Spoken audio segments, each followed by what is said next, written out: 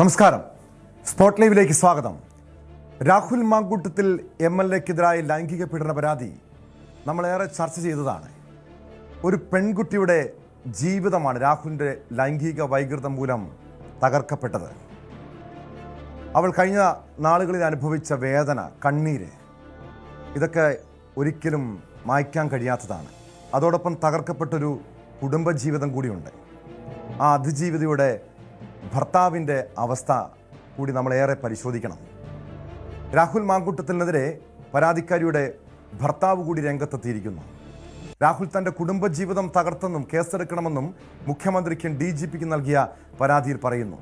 താനും ഭാര്യയും തമ്മിലുള്ള സൗന്ദര്യപ്പിണക്കം അവസരമാക്കി യുവതിയുമായി ബന്ധം സ്ഥാപിക്കുകയായിരുന്നു രാഹുൽ. അവളുടെ ഉദരത്തിൽ തൻ്റെ കുഞ്ഞു വേണമെന്ന് നിർബന്ധിച്ചതും പിന്നീട് നിർബന്ധിത ഗർഭചിത്രം നടത്തിയതും രാഹുലാണ്. രാഹുലിൻ്റെ കുഞ്ഞിൻ്റെ അച്ഛൻ താനാണെന്ന് പ്രചരിപ്പിച്ചെന്നും പരാതിയിൽ പറയുന്നു. വിവരങ്ങളുമായി തിരുവനന്തപുരത്ത് നിന്ന് ഡാൻ കുര്യൻ ചേരുന്നുണ്ട്.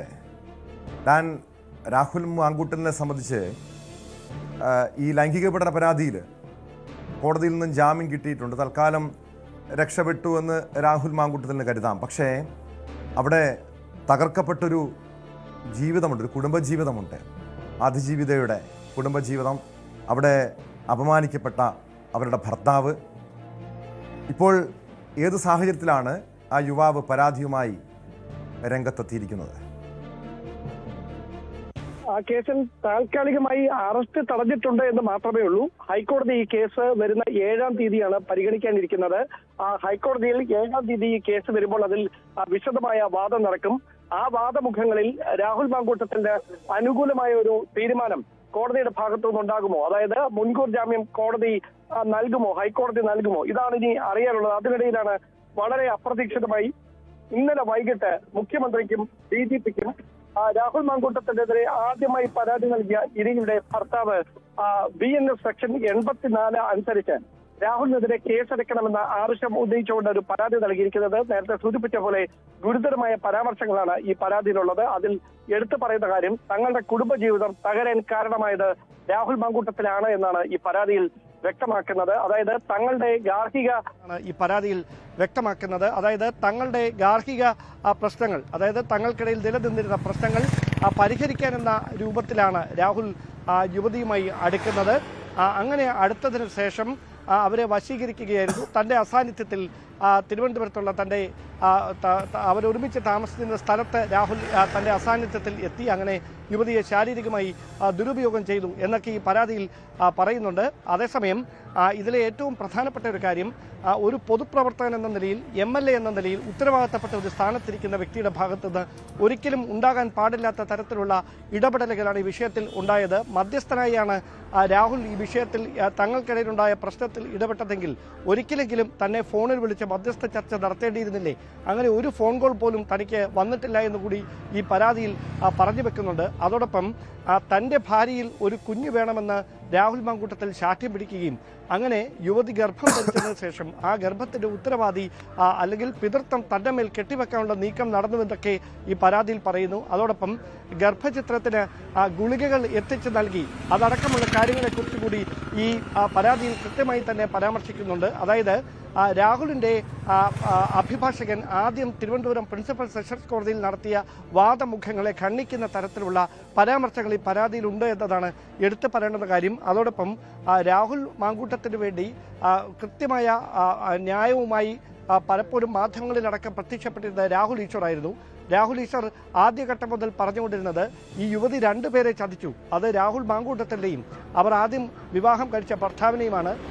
അയാളുമായി താൻ പലതവണ സംസാരിച്ചിട്ടുണ്ട്, പരിമിതികൾ കാരണം അയാളുടെ ഫോൺ സംഭാഷണങ്ങൾ പുറത്തുവിടുന്നില്ല എന്നേ ഉള്ളൂ എന്നൊക്കെയായിരുന്നു. പക്ഷേ അവിടെ നിന്നൊക്കെ മാറി കൃത്യമായി രാഹുൽ മാങ്കൂട്ടത്തിൻ്റെ പ്രതിരോധത്തിലാക്കുന്ന തരത്തിലുള്ള ഒരു പരാമർശങ്ങളുമായി ഗുരുതര സ്വഭാവത്തിലുള്ള ഒരു പരാതി രാഹുൽ മാങ്കൂട്ടത്തിനെതിരെ ഈ യുവാവ് സംസ്ഥാന പോലീസ് മേധാവിക്ക് നൽകുമ്പോൾ അതിൽ തുടർ നീക്കങ്ങൾ എങ്ങനെയാവും എന്നതാണ് ഏറ്റവും ശ്രദ്ധേയമായിട്ടുള്ള കാര്യം. ഇയാളെ വ്യക്തിപരമായി അധിക്ഷേപിക്കുന്ന തരത്തിലുള്ള പരാമർശങ്ങൾ, കുടുംബമായി അപമാനിക്കുന്ന തരത്തിൽ, പൊതുമധ്യത്തിൽ അപമാനിക്കുന്ന തരത്തിലുള്ള ഇടപെടലുകളൊക്കെ ഉണ്ടായിട്ടുണ്ട് എന്നുകൂടി പരാതിയിൽ പറയുന്നുണ്ട്. അദ്ദേഹത്തിൻ്റെ ലൈംഗിക ശേഷിയെ ചോദ്യം ചെയ്യുന്ന തരത്തിൽ സമൂഹ മാധ്യമങ്ങളിൽ അധിക്ഷേപം നേരിട്ടു.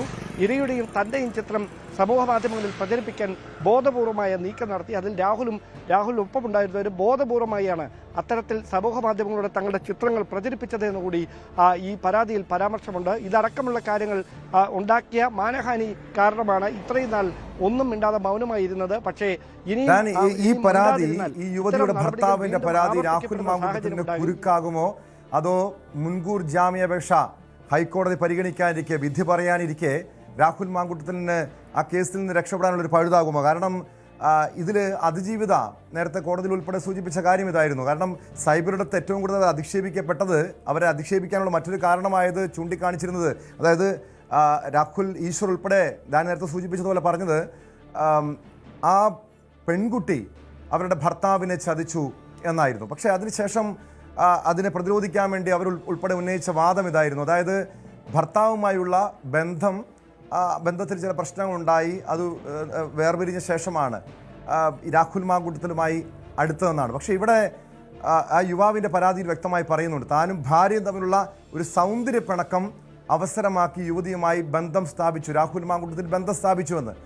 സ്വാഭാവികമായും ഇത് ഹൈക്കോടതിയിൽ ഈ കേസ് പരിഗണിക്കപ്പെടുമ്പോൾ ഇവിടെ ഈ അതിജീവിത, അതായത് ആ യുവതി വിവാഹിതയാണ്, മറ്റൊരു പുരുഷനുമായി ഒന്നിച്ച് ജീവിക്കുമ്പോഴാണ്, അതായത് ഒരു ജീവിത പങ്കാളി ഉള്ളപ്പോഴാണ് രാഹുൽ മാങ്കൂട്ടത്തിലുമായി ഒരു ബന്ധത്തിലേക്ക്, ഒരു സൗഹൃദത്തിലേക്ക് നീങ്ങിയത്.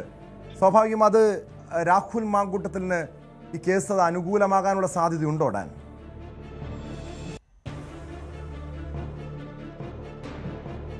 അതിൽ കോടതി ഏത് തരത്തിലായിരിക്കും ആ കേസിന്റെ വാദമുഖങ്ങളെ നോക്കിക്കാണുക എന്നതിനനുസരിച്ചായിരിക്കും ഇപ്പോൾ ചോദിച്ച ചോദ്യത്തിനുള്ളൊരു ഉത്തരം ആകുക. എന്തായാലും ഒരു കാര്യം ഉറപ്പാണ്, പ്രോസിക്യൂഷൻ ഒരുപക്ഷെ ഇപ്പോൾ ഈ പരാതിയിൽ ഉന്നയിച്ചിരിക്കുന്ന കാര്യങ്ങൾ കൂടി ആ വാദമുഖങ്ങളുടെ ഭാഗമായി ഈ പരാതിയിലെ പരാമർശങ്ങൾ കൂടി കോടതിയുടെ ശ്രദ്ധയിൽപ്പെടുത്താനാണ് സാധ്യത. അതായത് ഈ യുവതി ഭർത്താവുമായി അകന്നു കഴിയുന്ന ഒരു സാഹചര്യം ഉണ്ടായ പശ്ചാത്തലമൊക്കെ നേരത്തെ തന്നെ അവർ പരാതിയിൽ പരാമർശിച്ചിരുന്നതാണ്.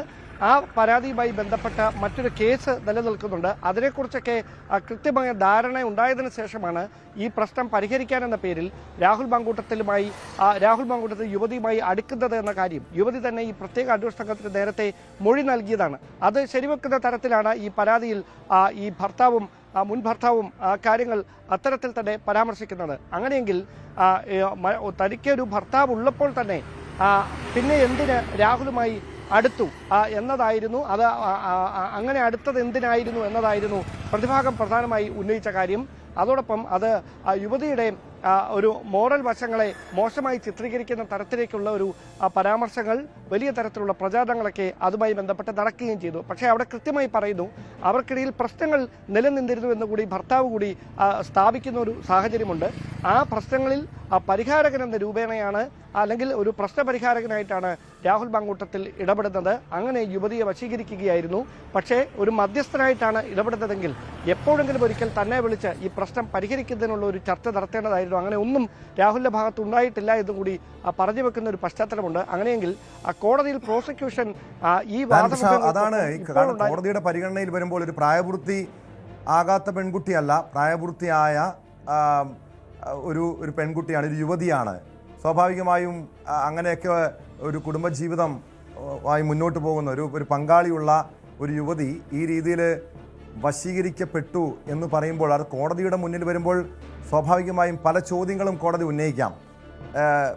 ഈ ഒരു പരാതി, അതായത് ഇപ്പോൾ ഈ യുവാവ് ഇത്തരമൊരു പരാതിയുമായി രംഗത്തെത്തിയതിന് പിന്നിൽ എന്തായിരിക്കും, എന്താണ് ഡാന് തോന്നുന്നുണ്ട്? കാരണം ആരുടെയെങ്കിലും സമ്മർദ്ദം മൂലമായിരിക്കുമോ, അതോ സ്വാഭാവികമായും നമുക്കറിയാം അത്രയധികം അപമാനിക്കപ്പെട്ടതാണ് സൈബറിടത്ത് ആ അതിജീവിതയെ പോലെ തന്നെ ആ യുവാവും. കാരണം അവരുടെ ഒന്നിച്ചുള്ള ചിത്രങ്ങൾ, വിവാഹ ദിനത്തിലെ ചിത്രങ്ങളടക്കം സമൂഹ മാധ്യമങ്ങളിലൂടെ ഒരു വിഭാഗം കോൺഗ്രസിലെ ഒരു വിഭാഗം സൈബർ സംഘങ്ങൾ അവരെ അധിക്ഷേപിച്ചിരുന്നു. അതിൻ്റെ ഒരു വിഷമത്തിലായിരിക്കുമോ ഇപ്പോൾ ഈ പരാതിയുമായി യുവാവ് രംഗത്തെത്താനുള്ള കാരണം? ആ പരാതിയുമായി ഇപ്പോൾ എത്താനിടയായ സാഹചര്യം എന്താണ് എന്നതിനെ സംബന്ധിച്ച് നമുക്ക് വ്യക്തമായി ഒരു ധാരണയുമില്ല. പക്ഷേ ആ പരാതിയിൽ കൃത്യമായി അതിൻ്റെ അവസാന ഭാഗത്താണ് അത്തരം കാര്യങ്ങളെക്കുറിച്ച് പരാമർശിക്കുന്നത്. ഇത്രയും സൈബർ ഇടങ്ങളിലടക്കം കുടുംബമായി വലിയ അധിക്ഷേപം നേരിട്ടിട്ടും ആദ്യം മൗനം തുടരുകയായിരുന്നു. പക്ഷേ ഇനിയും മിണ്ടാതെ ഇരുന്നാൽ ഇത്തരം സംഭവങ്ങൾ ആവർത്തിക്കപ്പെടുന്ന സാഹചര്യമുണ്ടാകും. അത് ഈ തെറ്റുകൾ ചെയ്യാൻ താല്പര്യപ്പെടുന്നവർക്ക് പ്രോത്സാഹനമായി മാറും. അതുണ്ടാകാതിരിക്കാനാണ് ഇപ്പോൾ ഈ പരാതിയുമായി രംഗത്തെത്തുന്നതെന്നാണ് ഈ യുവാവ് പറയുന്നത്. സ്വാഭാവികമായി അന്വേഷണത്തിന്റെ ഘട്ടങ്ങളിൽ ഇയാളിൽ നിന്ന് മൊഴിയെടുക്കുന്നതടക്കമുള്ള തുടർ നീക്കങ്ങളൊക്കെ ഉണ്ടായേക്കാം. സംസ്ഥാന പോലീസ് മേധാവിക്ക് ലഭിച്ചിരിക്കുന്ന പരാതി പ്രത്യേക അന്വേഷണ സംഘത്തിന് കൈമാറുമോ അതോ പാലക്കാട് ജില്ലാ പോലീസ് മേധാവിയുടെ മേൽനോട്ടത്തിൽ ഇതുമായി ബന്ധപ്പെട്ട അന്വേഷണം നടക്കുമോ? ഇതാണ് ഇനി അറിയാനുള്ളത്. എന്തായാലും പോലീസ് മേധാവിക്ക് പരാതി ലഭിച്ചിരിക്കുന്ന ഒരു പശ്ചാത്തലത്തിൽ അദ്ദേഹം ഇത് ക്രമസമാധാന ചുമതലയുള്ള ADGPക്ക് കൈമാറാനാണ് സാധ്യത. അതല്ല എങ്കിൽ ജില്ലാ പോലീസ് മേധാവിക്ക്, പാലക്കാട് ജില്ലാ പോലീസ് മേധാവിക്ക് തുടരന്വേഷണത്തിനായി സമർപ്പിക്കുമായിരിക്കും. ഇതിൽ ഉന്നത ഉദ്യോഗസ്ഥർ കൂടിയാലോചനയ്ക്ക് ശേഷമായിരിക്കും ഒരു തീരുമാനമെടുക്കുക. അപ്പോൾ മാത്രമേ നമുക്ക് ആധികാരികമായി അത്രയും വിവരങ്ങളിലേക്ക് കടക്കാൻ കഴിയുകയുള്ളൂ. എന്തായാലും 7-ാം തീയതി ഹൈക്കോടതിയിൽ പ്രോസിക്യൂഷൻ ഇതുമായി ബന്ധപ്പെട്ട് നടത്തുന്ന വാദമുഖങ്ങളിൽ ഇപ്പോൾ ഉന്നയിച്ചിരിക്കുന്ന പരാതിയിലെ പരാമർശങ്ങൾ കൂടി ഉൾപ്പെടുത്തുമെന്നാണ് ലഭിക്കുന്ന സൂചനകൾ. യെസ്, വ്യക്തമാണ്. ഡാൻ കുര്യനാണ് വിവരങ്ങൾ നൽകിയത്. രാഹുൽ മാങ്കൂട്ടത്തിനെതിരായ ലൈംഗിക പീഡന പരാതിക്ക് പിന്നാലെയാണ് യുവാവ്, അതായത് ഈ പരാതിക്കാരിയുടെ ഭർത്താവായ യുവാവ് പരാതിയുമായി രംഗത്തെത്തിയിരിക്കുന്നത്. പാലക്കാട് ആലത്തൂരിൽ വയോധികയ്ക്ക് നേരെ ലൈംഗിക അതിക്രമം നടത്തിയ BJP ബൂത്ത് പ്രസിഡന്റ് ഒളിവിൽ. പാടൂർ സ്വദേശി സുരേഷിനെതിരെയാണ് കേസെടുത്തത്. ആലത്തൂരിൽ പുറമ്പോക്കിൽ കഴിയുന്ന 65-കാരിയോടാണ് ഇയാൾ അതിക്രമം കാട്ടിയത്. സംഭവത്തിന് മണിക്കൂറുകൾക്ക് മുൻപ് പ്രതി സുരേഷും മറ്റു 3 പേരും പാടൂർ അങ്ങാടിയിൽ പരസ്യ മദ്യപാനം നടത്തിയതിൻ്റെ ദൃശ്യങ്ങളും പുറത്തു വന്നിട്ടുണ്ട്. മദ്യലഹരിയിൽ അങ്ങാടിയിലെ DYFIയുടെ ഫ്ലക്സ് ബോർഡ് തകർത്തതിനും സുരേഷിനും സംഘത്തിനുമെതിരെ പോലീസ് കേസെടുത്തിട്ടുണ്ട്. വിവരങ്ങളുമായി നവമി ദിനേശ് ചേരുന്നു.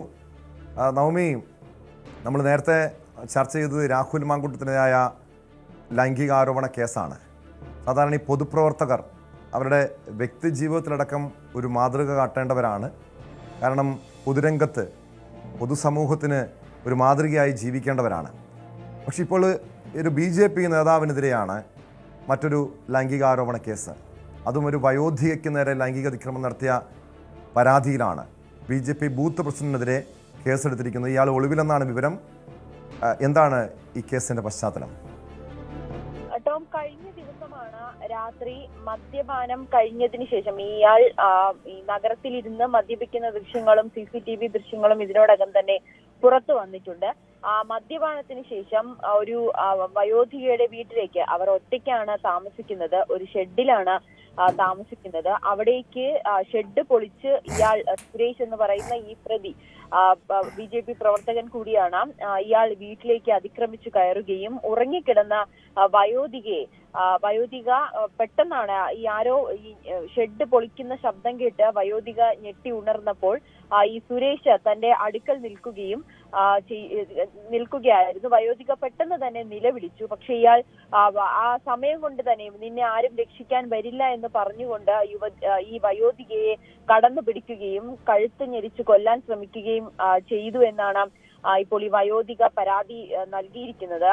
ഇതിനുശേഷം ഈ കഴുത്ത് ഞെരിച്ച് കൊലപ്പെടുത്താൻ ശ്രമിക്കുകയും ലൈംഗിക അതിക്രമം നടത്തുകയും ചെയ്തു. പെട്ടെന്ന് തന്നെ വയോധിക നിലവിളിച്ച് പുറത്തേക്കോടി.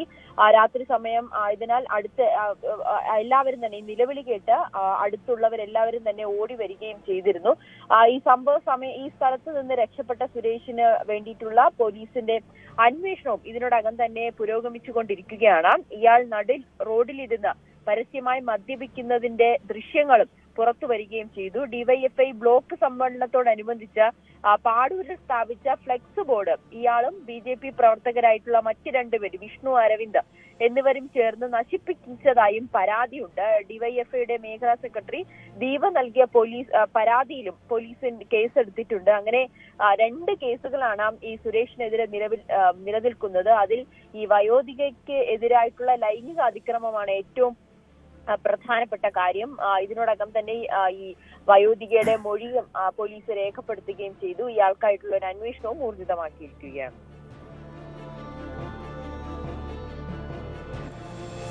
നവമി, ഇയാളൊരു സ്വഭാവ ദൂഷ്യമുള്ള വ്യക്തിയാണെന്ന് ആ ദൃശ്യങ്ങളിൽ നിന്ന് തന്നെ മനസ്സിലാകും. കാരണം മദ്യപിച്ച് ലക്ക് കെട്ട് പൊതുനിരത്തിൽ കാണിക്കുന്ന പേക്കൂത്ത് അയാളുടെ സ്വഭാവം എന്താണെന്ന് വ്യക്തമാക്കുന്നതാണ്. മദ്യലഹരിയിലാണ് ഈ പരാക്രമം മുഴുവൻ കാണിക്കുന്നത്. ഈ വയോധികയ്ക്ക് നേരെ ലൈംഗിക അതിക്രമം നടത്തിയതും ഈ മദ്യലഹരിയിലാണോ? മാത്രമല്ല ഇയാൾക്കെതിരെ പോലീസ് കേസെടുത്തിട്ടുണ്ട്.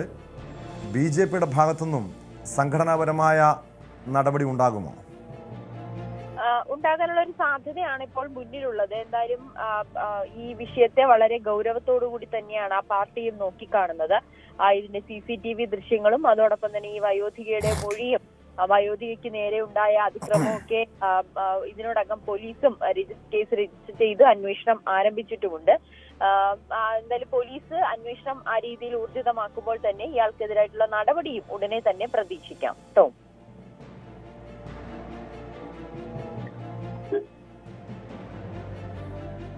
യെസ്, ഇയാളിപ്പം നിലവിൽ നവമി ഒളിവിലെന്നാണ് പോലീസ് നൽകുന്ന വിവരം. കാരണം ഒരു ലൈംഗിക അതിക്രമ കേസാണ്. പോലീസ് പ്രതിയെ അതിവേഗത്തിൽ പിടികൂടാനുള്ള നടപടിയിലേക്ക് കടന്നിട്ടുണ്ടോ? ഇയാളുടെ ഫോൺ കേന്ദ്രീകരിച്ചുള്ള ഒരു അന്വേഷണത്തിലേക്കും പോലീസ് കടന്നിട്ടുണ്ട്. ഫോൺ അടക്കം പരിശോധിക്കുന്ന തരത്തിലേക്ക് ഇയാളെ ഉടനെ തന്നെ പിടികൂടുമെന്നാണ് പോലീസിൽ നിന്നും ലഭിക്കുന്ന വിവരവും. ഈ വയോധികയുടെ മൊഴിയും നേരത്തെ തന്നെ പോലീസ് രേഖപ്പെടുത്തുകയും ചെയ്തു. ഒപ്പം ദൃക്സാക്ഷികളും ഈ വയോധിക നിലവിളിച്ച് ഓടുന്നത് കണ്ട് അവരെ ആശുപത്രിയിൽ എത്തിച്ച് ദൃക്സാക്ഷികളുടെയും ഒക്കെ മൊഴി എടുത്തു. ഒപ്പം ഇയാൾ ഈ CCTV ദൃശ്യങ്ങൾ പുറത്തു വന്നതോടുകൂടി തന്നെ ഇയാളുടെ സ്വഭാവത്തെ പറ്റിയും പോലീസിന് ഏകദേശം ഒരു ധാരണ ലഭ്യമായിട്ടുണ്ട്. ഈ മദ്യപിച്ച് തന്നെയാണ് ഈ ഒരു അതിക്രമം കാണിച്ചതെന്ന് തന്നെയാണ് പോലീസും പറയുന്നത്. എന്നാൽ CCTV കേന്ദ്രീകരിച്ചും ഇയാളുടെ ഫോൺ കേന്ദ്രീകരിച്ചുമുള്ള അന്വേഷണത്തിലേക്കാണ് പോലീസ് ഇപ്പോൾ കടന്നിരിക്കുന്നത്. വ്യക്തമാണ്. പാലക്കാട് നവമി ദിനേശാണ് വിവരങ്ങൾ നൽകിയത്. പാലക്കാട് ആലത്തൂരിലാണ് മദ്യലഹരിയിൽ BJP ബൂത്ത് പ്രസിഡന്റ് വയോധിക്കുന്നവരെ ലൈംഗിക അതിക്രമം നടത്തിയത്.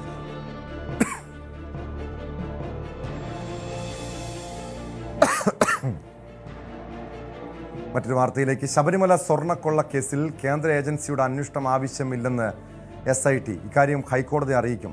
രാജ്യാന്തര ബന്ധമുള്ള കള്ളക്കടത്തല്ലെന്നും അന്തർസംസ്ഥാന ബന്ധം മാത്രമാണുള്ളതെന്നും SIT ഹൈക്കോടതിയെ അറിയിക്കും. അതേസമയം ഉന്നതരുടെ പങ്കിനെക്കുറിച്ച് അന്വേഷണം വേഗത്തിലാക്കാനാണ് SIT നീക്കം.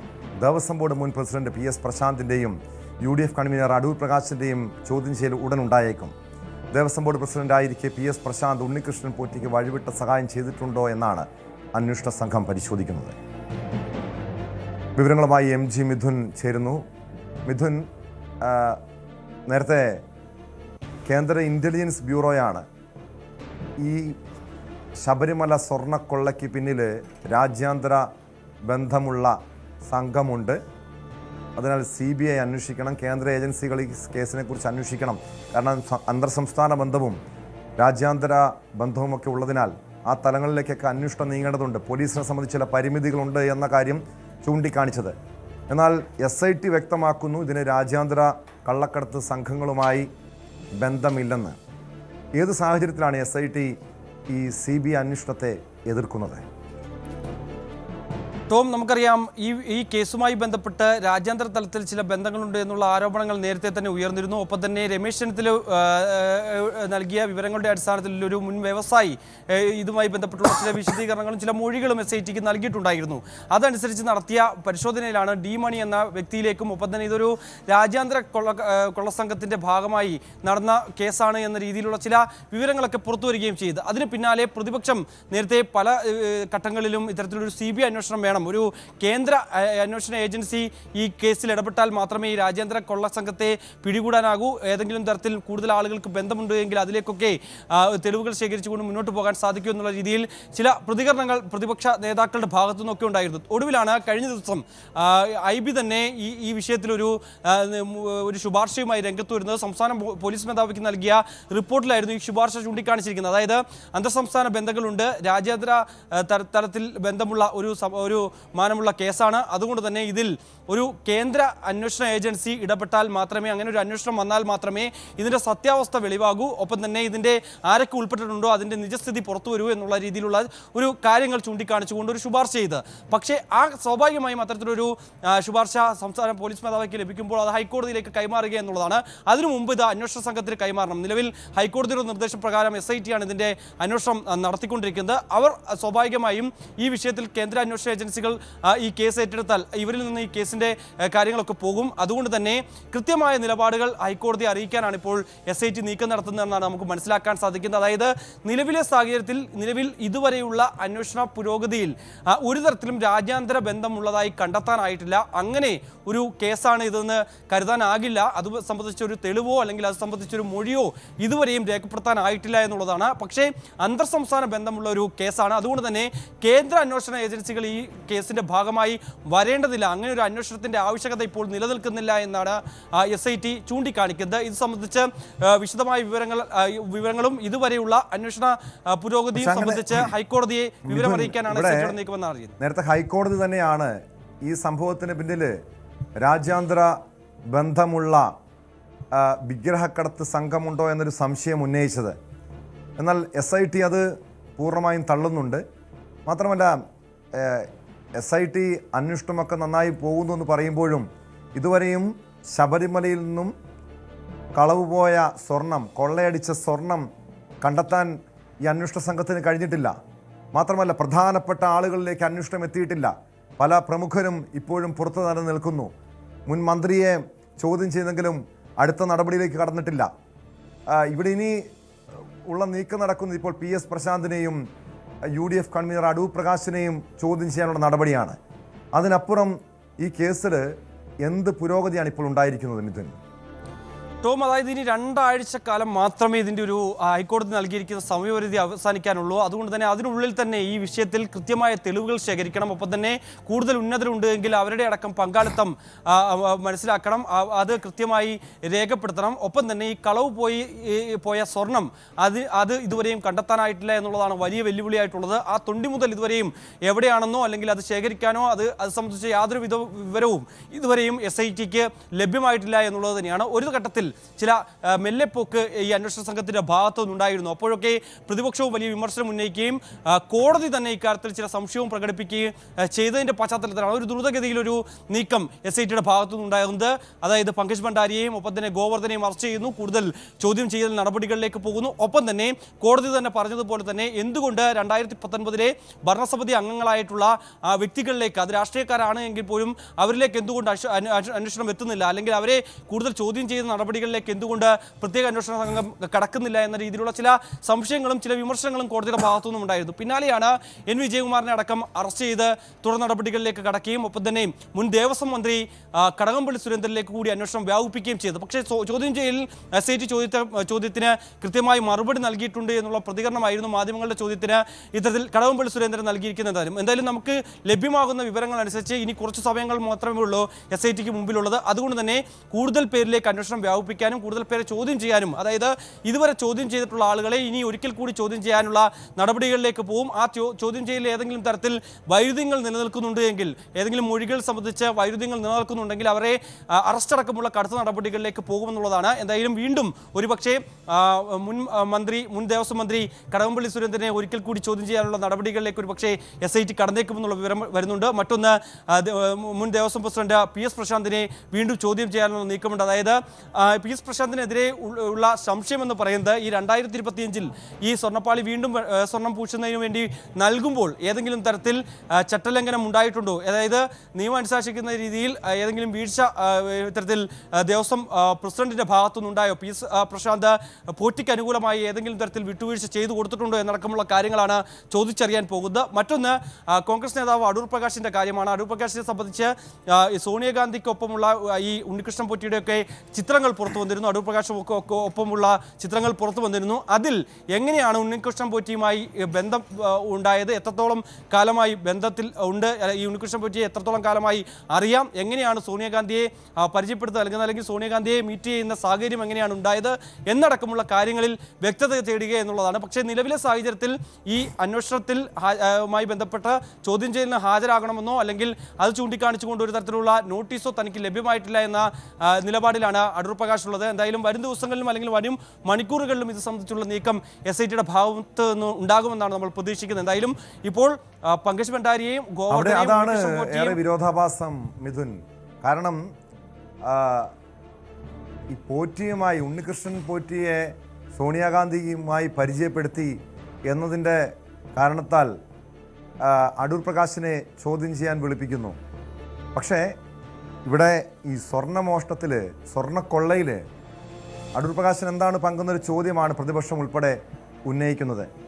അവിടെ യഥാർത്ഥ പ്രതികളെ സംരക്ഷിക്കാനുള്ള നീക്കം നടക്കുന്നു.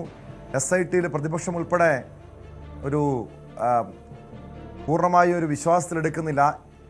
ഈ പ്രത്യേക അന്വേഷണ സംഘം കേസ് അട്ടിമറിക്കാൻ ശ്രമിക്കുന്നു, അല്ലെങ്കിൽ പല ഉന്നതരും അതിൽ ഇടപെടുന്നു, കേസ് അട്ടിമറിക്കാനുള്ള ഇടപെടൽ നടത്തുന്നു എന്ന രീതിയിലുള്ള ആക്ഷേപമൊക്കെ പ്രതിപക്ഷത്തിനുണ്ടല്ലോ. തീർച്ചയായിട്ടും. അതായത് പ്രതിപക്ഷ നേതാവ് VD സതീശനാണ് ഇത് സംബന്ധിച്ചുള്ള ചില വിമർശനങ്ങൾ ഉന്നയിച്ചത്. അതായത് SITക്ക് മേൽ ഈ കേസുമായി ബന്ധപ്പെട്ട് സമ്മർദ്ദം ചെലുത്തുന്നു. അത് മുഖ്യമന്ത്രിയുടെ ഓഫീസ് അറിഞ്ഞുകൊണ്ട് 2 IPS ഉദ്യോഗസ്ഥരാണ് ഇതിന് മേൽനോട്ടം വഹിക്കുന്നത്. അവരാണ് ഇത്തരത്തിൽ ഈ കാര്യങ്ങളിലൊക്കെ ഇടപെടുകയും ഒപ്പം തന്നെ ഈ മെല്ലെപ്പോക്കിന് കാരണമായിട്ടുള്ളത് എന്നുള്ളതായിരുന്നു പ്രതിപക്ഷ നേതാവിൻ്റെ ആരോപണം. പക്ഷേ ഇവർ അതിൽ നിന്ന്, ഈ ശ്രമത്തിൽ നിന്ന് പിന്നോട്ട് പോയില്ല എങ്കിൽ അവരുടെ പേരുവിവരങ്ങൾ താൻ വെളിപ്പെടുത്തുമെന്ന് പറയുകയും ചെയ്തു. ആദ്യ വാർത്താ സമ്മേളനത്തിലായിരുന്നു ഇത് സംബന്ധിച്ചുള്ള വിവരങ്ങൾ പ്രതിപക്ഷ നേതാവ് VD സതീശൻ പങ്കുവച്ചത്.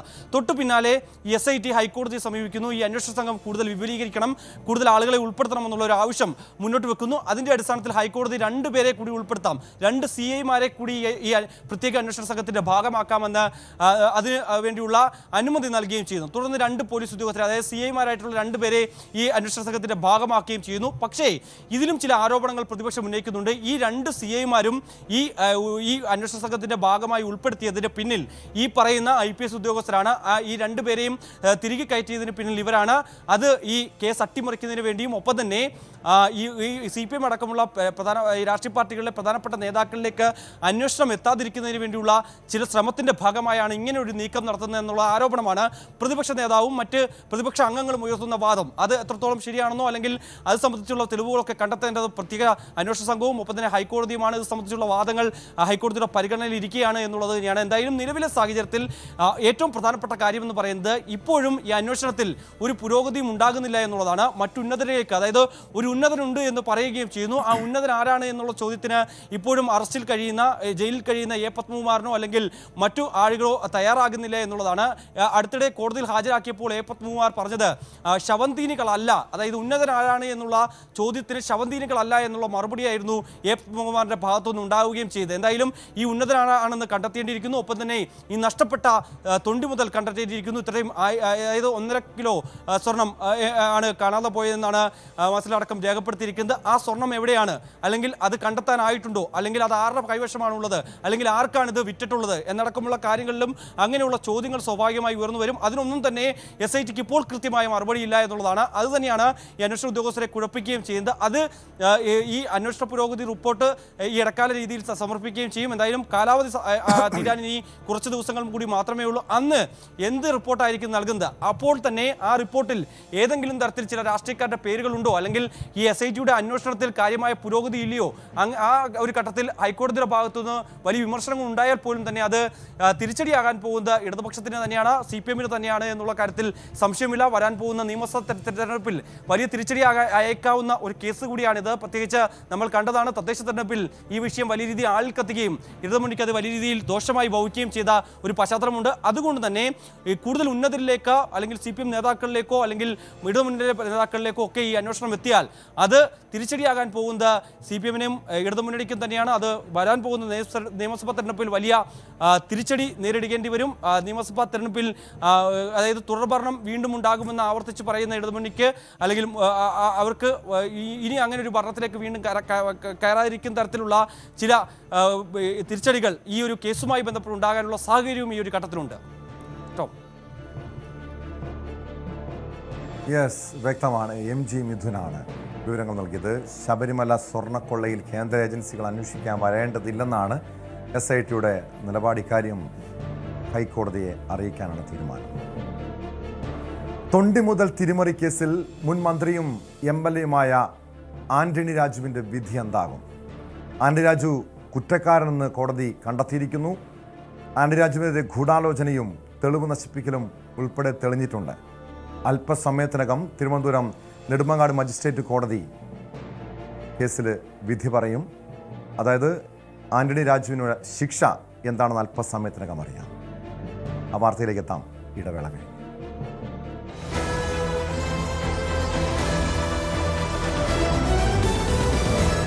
കത്തുന്ന ഹെഡ്ലൈറ്റിൽ ഓടിക്കൊണ്ടിരിക്കുന്ന റോഡ്. നമ്മുടെ പടത്തിന്റെ ആദ്യ ഫ്രെയിം ആരംഭിക്കുന്നത് ഇങ്ങനെയാണ്. 3 പേര് ഒരു കാറിലൂടെ ഇങ്ങനെ യാത്ര ചെയ്യുന്നു.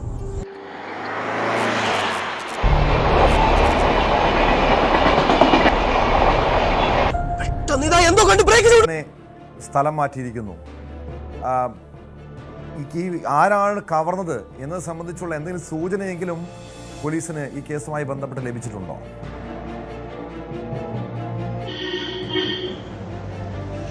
ടോമെ, അങ്ങേയറ്റം ഗൗരവതരമായ ഒരു സംഭവം. ഈ കേസിൽ ഇതുവരെ ഒരു തുമ്പും പോലീസിന് ഉണ്ടാക്കാൻ സാധിച്ചിട്ടില്ല എന്നതാണ് ഏറ്റവും ഖേദകരം. ഇതിൽ കൃത്യമായ ദൃശ്യങ്ങൾ പോലീസിന് ലഭിച്ചിട്ടുണ്ട്. അതായത് ഇപ്പോൾ ഏറ്റവും പുതുതായി നമുക്ക് ലഭിക്കുന്ന വിവരമനുസരിച്ച് ഇവർ 3 ദിവസം ഈ ഹൊൻസൂറിലെ ഒരു ലോഡ്ജിൽ താമസിച്ചാണ് ഈ കവർച്ച ആസൂത്രണം ചെയ്തത്. അങ്ങനെ അവിടെയുള്ള CCTV ദൃശ്യങ്ങളിൽ കൃത്യമായി ഇവരുടെ 5 പേരുടെയും, അതായത് ഒരു 5-അംഗ സംഘമാണ് ഈ കവർച്ച നടത്തിയത്. ആ 5 പേരുടെയും ദൃശ്യങ്ങൾ പലയിടങ്ങളിലുള്ള CCTV ക്യാമറകളിലും പതിഞ്ഞിട്ടുണ്ട്. അതുകൂടാതെ ഈ കവർച്ച നടക്കുന്ന സമയത്ത് 3 പേർ മാത്രമാണ് ഹെൽമെറ്റ് ഇട്ടിട്ടുണ്ടായിരുന്നത്. മറ്റ് 2 പേർ ഹെൽമെറ്റ് ഒന്നും ഇല്ലാതെ ആ CCTV ക്യാമറയ്ക്ക് മുന്നിൽ കൃത്യമായി അവരെ കാണുന്നുണ്ട്. ഇങ്ങനെയൊക്കെ കൃത്യമായ ആളുകളുടെ സൂചനകളൊക്കെ ലഭിച്ചിട്ടും ഇവർ ആരാണെന്ന് കണ്ടെത്താൻ പോലീസിന് ഇതുവരെ സാധിച്ചിട്ടില്ല. ടോം സൂചിപ്പിച്ചതുപോലെ തന്നെ ഒരാഴ്ചയാവുന്നു. അതായത് കഴിഞ്ഞ ഞായറാഴ്ച ഉച്ചയ്ക്ക് 2 മണിക്ക് പട്ടാപ്പകലാണ് ഈ സംഭവം നടക്കുന്നതെന്ന് ഓർക്കണം. തോക്കു ചൂണ്ടി ജീവനക്കാരെ വിരട്ടി അത്തരത്തിൽ 2 തവണ വെടിയുതിർത്ത് അങ്ങനെയൊക്കെ നടത്തിയ ഒരു കവർച്ച. മാത്രമല്ല ഈ ജ്വല്ലറിയിൽ ഉണ്ടായിരുന്ന മുഴുവൻ സ്വർണവും നിമിഷ നേരം കൊണ്ട് തന്നെ ഇവർ കവർച്ച ചെയ്യുന്നു. അവിടെ നിന്നും 8.5 കിലോ സ്വർണം, അതായത് സ്വർണ്ണ വജ്രാഭരണങ്ങൾ, അങ്ങനെയാണ് FIRൽ പറയുന്നത്. അതായത് ടോം സൂചിപ്പിച്ചതുപോലെ തന്നെ 10 കോടിയോളം രൂപ വില വരുന്ന സ്വർണ്ണാഭരണങ്ങൾ ഇവിടെ നിന്നും കവർച്ച ചെയ്യപ്പെട്ടു എന്നാണ് FIRലും പറയുന്നത്. ഇത് മലയാളിയുടെ ഉടമസ്ഥതയിലുള്ള, കണ്ണൂർ സ്വദേശിയായ മലയാളിയുടെ ഉടമസ്ഥയിലുള്ള ഒരു ജ്വല്ലറിയാണ്, സ്കൈ ഗോൾഡ് ആൻഡ് ഡയമണ്ട് എന്ന് പറയുന്ന ജ്വല്ലറി. ഇത് പ്രതികൾ കൃത്യമായ ആസൂത്രണം നടത്തിയിട്ടുണ്ട്. 3 ദിവസം ഈ ജ്വല്ലറിക്ക് സമീപം ഇവർ താമസിച്ചു, പദ്ധതി ആസൂത്രണം ചെയ്തു. അങ്ങനെ നടത്തിയ ഒരു കവർച്ചയാണ്. എന്നിട്ടും പോലീസിന് ഇതാരാണ് പ്രതികൾ എന്നതിനെ കുറിച്ച് ഒരു സൂചന പോലും ഇതുവരെ ലഭിച്ചിട്ടില്ല എന്നതാണ് ഏറ്റവും പ്രധാനം. തുടക്കത്തിൽ ഇതിൽ വിഷ്ണുവർദ്ധൻ എന്ന SP, അതായത് മൈസൂർ SP ആണ് ഈ അന്വേഷണത്തിന് മേൽനോട്ടം വഹിച്ചിരുന്നത്. ആ ഉദ്യോഗസ്ഥനെ ഇപ്പോൾ സ്ഥലം മാറ്റിയിരിക്കുന്നു. അതാണ് ഇതിൽ ഒരു ദുരൂഹത വർദ്ധിപ്പിക്കുന്ന ഒരു കാര്യം. മറ്റൊരു പ്രധാനപ്പെട്ട കാര്യം, ടോം സൂചിപ്പിച്ചതുപോലെ തന്നെ മുഖ്യമന്ത്രി സിദ്ധരാമയ്യയുടെ സ്വന്തം ജില്ല ഹൊൻസൂറിലാണ് ഈ സംഭവം നടന്നിട്ടുള്ളത്. അവിടെയാണ് 6 ദിവസമായിട്ടും ഇത്രയും വലിയൊരു കവർച്ച, അതും തോക്കൊക്കെ ചൂണ്ടി ഭീകരാന്തരീക്ഷം സൃഷ്ടിച്ച് ആ നാടിനാകെ ഞെട്ടിച്ചുകൊണ്ട് നടന്ന ഒരു കവർച്ചയിൽ ഒരു സൂചന പോലും ലഭിച്ചിട്ടില്ല എന്നതാണ് മറ്റൊരു പ്രധാനപ്പെട്ട കാര്യം. ഇതിൽ തുടക്കത്തിൽ പോലീസ് പറഞ്ഞത് ഈ പ്രതികൾ കേരളത്തിലേക്ക് രക്ഷപ്പെട്ടിട്ടുണ്ടാകാം എന്നാണ്. അതായത് മടിക്കേരി ഭാഗമണ്ഡലം വഴി കാസർഗോഡ് ജില്ലയിലേക്ക് പ്രവേശിച്ച് അങ്ങനെ അവിടെ നിന്ന് രക്ഷപ്പെട്ടിട്ടുണ്ടാകാമെന്നാണ്. പക്ഷേ ആ സമയത്ത് തന്നെ വിവരം കേരള പോലീസിന് കൈമാറുകയും കാസർഗോഡ് ജില്ലയുടെ അതിർത്തി പങ്കിടുന്ന, ഒപ്പം കണ്ണൂർ ജില്ലയുടെ അതിർത്തി പങ്കിടുന്ന എല്ലാ ചെക്ക് പോസ്റ്റുകളിലും കൃത്യമായ പരിശോധന കേരള പോലീസ് നടത്തി. ഒരു വാഹനം പോലും കേരളത്തിൽ ആ സമയത്ത് കടന്നിട്ടില്ല. അങ്ങനെയാണെങ്കിൽ ഈ സംഘം എവിടെയാണ് രക്ഷപ്പെട്ടത്? ഇനി ഇതിന് പരിസരത്ത്, മടിക്കേരി പരിസരത്തായി തന്നെ ഈ സംഘം ക്യാമ്പ് ചെയ്യുന്നുണ്ടോ? പക്ഷേ ഇവരുടെ മുഖം വ്യക്തമായിട്ടും പല CCTV ക്യാമറകളിലും 3 ദിവസം ഈ ഒരു ഹൊൻസൂർ എന്ന് പറയുന്ന പട്ടണത്തിൽ ഇവർ തങ്ങി, അവിടെ പലയിടങ്ങളിലും അവർ സഞ്ചരിച്ചു. അങ്ങനെ പല സ്ഥലത്തു നിന്നും ഇവരുടെ CCTV ദൃശ്യങ്ങൾ ലഭിച്ചു. പക്ഷേ ഇത് ആരാണെന്ന് മനസ്സിലാക്കാൻ പോലീസിന് ഇതുവരെ സാധിച്ചിട്ടില്ല എന്നത് വലിയ നാണക്കേടുണ്ടാക്കുന്നു. അതും ആഭ്യന്തര വകുപ്പിനെ വലിയ നാണക്കേടുണ്ടാക്കുന്നു. ഏതായാലും ഇതിൽ 5 അംഗ പ്രത്യേക സംഘത്തെ നിയോഗിച്ചിട്ടുണ്ട്. അത്തരത്തിൽ വലിയ അന്വേഷണമാണ് നടക്കുന്നത്. കാരണം കർണാടകയിൽ ഏതാനും മാസങ്ങൾക്ക് മുൻപാണ് തോക്ക് ചൂണ്ടി ATM-ൽ നിറയ്ക്കാൻ കൊണ്ടുവന്ന പണം കവർ ചെയ്യുന്ന സംഭവം ഉണ്ടായത്. പക്ഷേ അതിൽ പ്രതികളെ ഒരാഴ്ചക്കകം തന്നെ പോലീസിന് പിടിക്കാൻ സാധിച്ചിരുന്നു. പക്ഷേ ഈ കേസിലേക്ക് വന്നാൽ ഇത്രയും വലിയൊരു കവർച്ച നടന്ന്, പട്ടാപ്പകൽ ഒരു കവർച്ച നടന്ന്, തോക്ക് ചൂണ്ടി ജീവനക്കാരെ ഭീഷണിപ്പെടുത്തി, മാത്രമല്ല 2 തവണ നിറയൊഴിക്കുന്നു. ഭാഗ്യം ഒന്നുകൊണ്ട് മാത്രമാണ് ഈ ജീവനക്കാർക്ക് വേറെ അപായം സംഭവിക്കാതിരുന്നത്. അങ്ങനെ മോട്ടോർ സൈക്കിൾ, അതായത് ബൈക്കിലാണ് ഈ സംഘം രക്ഷപ്പെടുന്നത്. അതെല്ലാം ഇവിടെ ഉണ്ടായിരുന്ന മാനേജർ പിന്തുടരുന്ന സാഹചര്യം വരെ ഉണ്ടായിരുന്നു. പക്ഷേ അവരെ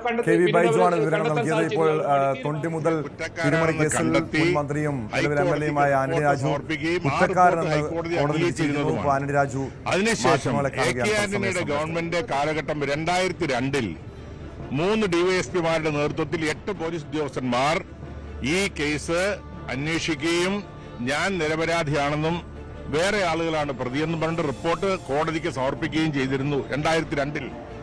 ആ റിപ്പോർട്ട് കോടതി അംഗീകരിച്ചിട്ടുള്ളതാണ്. അതുകൊണ്ട് എന്നെ സംബന്ധിച്ചിടത്തോളം ഞാൻ ഈ കേസിൽ പൂർണ്ണമായും നിരപരാധിയാണെന്നുള്ള ആത്മവിശ്വാസം എനിക്കുണ്ട്. ആ ആത്മവിശ്വാസമാണ് എന്നെ നയിക്കുന്നത്. കോടതികളിൽ നിരപരാധികളും ശിക്ഷിക്കപ്പെടാം എന്നുള്ളതിന്റെ ഏറ്റവും ഒടുവിലത്തെ ഉദാഹരണമാണ്. അല്ല, പ്രോസിക്യൂഷന്റെ കേസാണല്ലോ വാദിക്കുന്നത്. പ്രതിക്ക് വേണ്ടിയുള്ള കേസ് പ്രതിഭാഗം വക്കീല് വാദിക്കും. കോടതിയാണല്ലോ തീരുമാനം എടുക്കേണ്ടത്. യാതൊരു തെളിവും, എനിക്കെതിരെ യാതൊരു തെളിവും ഇല്ല എന്നുള്ളതാണ് എന്റെ ആത്മവിശ്വാസം. അതാണ് എനിക്ക് ബോധ്യപ്പെട്ടിട്ടുള്ളത്. അല്ല, അത് വരട്ടെ, നിയമത്തിന്റെ വഴിക്ക് പോട്ടെ. എന്നെ സംബന്ധിച്ചിടത്തോളം ഇതാണ് എനിക്ക് ഈ കേസിനെ കുറിച്ച് എനിക്ക് പറയാനുള്ളത്. ഇതാണ് തീർച്ചയായിട്ടും. ഇത് ഉമ്മൻചാണ്ടിയുടെ 2002-ൽ ഏക്യാനിയുടെ കാലഘട്ടത്തിൽ ഞാൻ നിരപരാധിയാണെന്ന് പറഞ്ഞിട്ട് റിപ്പോർട്ട്, അന്തിമ റിപ്പോർട്ട് കോടതിക്ക് കൊടുത്തിരുന്നു. അത് കോടതി സ്വീകരിച്ചു. 2006-ൽ തെരഞ്ഞെടുപ്പിന് തൊട്ടു മുമ്പായിട്ട് ശ്രീ ഉമ്മൻചാണ്ടി മുഖ്യമന്ത്രിയായിരിക്കുമ്പോൾ തെരഞ്ഞെടുപ്പിന്റെ തൊട്ടു മുമ്പാണ് ഒരു പുനരന്വേഷണം ഓർഡർ ചെയ്ത് പുതിയ ഒരു തെളിവില്ലാതെ 3 മാസത്തിനുള്ളിൽ അന്വേഷണം പൂർത്തിയാക്കി അന്ന് ആ ഫൈനൽ എനിക്കെതിരെ കുറ്റപത്രം സമർപ്പിച്ചത്. ഞാൻ അന്നു മുതൽ കുറ്റപത്രം സമർപ്പിച്ചത് മുതൽ ഒരു ദിവസം പോലും ഞാൻ കോടതിയിൽ ഞാനോ വക്കീലോ ഹാജരാകാതിരുന്നിട്ടില്ല. ഞാൻ അന്നു മുതൽ സമൻസ് കിട്ടി, ജാമ്യമെടുത്തു. അന്നു മുതൽ ഞാൻ കോടതിയിൽ റെഗുലറായിട്ട് ഞാനോ വക്കീലോ ഹാജരാകുന്ന ഒരു കേസാണ്. നിയമത്തിന്റെ വഴിക്ക് പോയി. ഞാനൊരു ഇന്ത്യൻ പൗരനാണ്, ജനാധിപത്യത്തിൽ വിശ്വസിക്കുന്ന ആളാണ്, നിയമത്തിൽ വിശ്വസിക്കുന്ന ആളാണ്. അപ്പൊ അതുകൊണ്ട് നിയമപരമായി നേരിടുകയല്ലാതെ എനിക്ക് വേറെ മാർഗമില്ലല്ലോ. വേറെന്താ മാർഗം? നിയമപരമായി നേരിടുകയല്ലാതെ മാർഗമില്ല. നിരപരാധികൾ എത്ര പേര് ശിക്ഷിക്കപ്പെട്ട് ഇന്ന് ജയിലുകളിൽ കഴിയുന്നുണ്ട്. ഞാൻ 100% ഈ കേസിൽ നിരപരാധിയാണെന്നുള്ള കാര്യത്തിൽ എനിക്ക് നല്ല ഉത്തമബോധ്യമുണ്ട്. അതുകൊണ്ടാണ് ഹൈക്കോടതി വിജിലൻസ് അന്വേഷിച്ച റിപ്പോർട്ട് കൊടുത്തതിനകത്ത് 3 പ്രതികൾ, വേറെ 3 പ്രതികളുടെ പേര് ഹൈക്കോടതി വിജിലൻസ് അന്വേഷിച്ച റിപ്പോർട്ട് ഹൈക്കോടതിയിൽ ഫയൽ ചെയ്യുന്നതാണ്. അത് കോടതിയിൽ ഹാജരാക്കിയിട്ടുണ്ട്. അതുപോലെ ഏക്യാനിയുടെ ഭരണകാലത്താണ്, അല്ലാതെ LDF-ന്റെ ഭരണകാലത്തിൽ. ഏക്യാനിയുടെ ഭരണകാലത്ത് 2002-ൽ 3 DYSP-മാർ, 2 സർക്കിൾ ഇൻസ്പെക്ടർമാർ, 2 സബ് ഇൻസ്പെക്ടർമാർ അടങ്ങുന്ന സംഘം അന്വേഷിച്ച് ഞാൻ ഈ കേസിൽ പൂർണ്ണമായി നിരപരാധിയാണെന്ന് 2002-ൽ കോടതിയിൽ റിപ്പോർട്ട് സമർപ്പിച്ചിരുന്നതാണ്. അതിനുശേഷം 2005-ൽ തെരഞ്ഞെടുപ്പിന് മുന്നോടിയായിട്ടാണ് 2006-ൽ പൊടുന്നനവേ ഒരു പുനരന്വേഷണം പ്രഖ്യാപിച്ചു. പുതിയ ഒരു തെളിവുമില്ല, പുതുതായിട്ട് യാതൊരു തെളിവില്ലാത്ത ഇരുന്നിട്ടും ഒരു പുനരന്വേഷണം പ്രഖ്യാപിച്ചു. 3 മാസം കൊണ്ട് കുറ്റപത്രം കൊടുത്തു. അതിന്റെ വിചാരണയിൽ ഞാൻ ഹാജരായി. ഇപ്പോൾ കോടതി എടുക്കുന്ന എന്ത് തീരുമാനവും ഞാൻ അംഗീകരിക്കും. കോടതിയിലൊക്കെ ബോധിപ്പിച്ചിട്ടുണ്ട്, കോടതിയെ ബോധ്യപ്പെടുത്തിയിട്ടുമുണ്ട്. അത് ഇപ്പൊ എന്ത് ചെയ്യാൻ? അതിൽ ഞാൻ പറയുന്നത്, നിരപരാധികളും ചില കാലഘട്ടങ്ങളിൽ ചില കേസുകളിൽ ശിക്ഷിക്കപ്പെടുന്ന ചരിത്രമുണ്ട്. അതിന്റെ ഏറ്റവും ഒടുവിലത്തെ ഉദാഹരണമാണ്. ഓക്കെ, ശരി.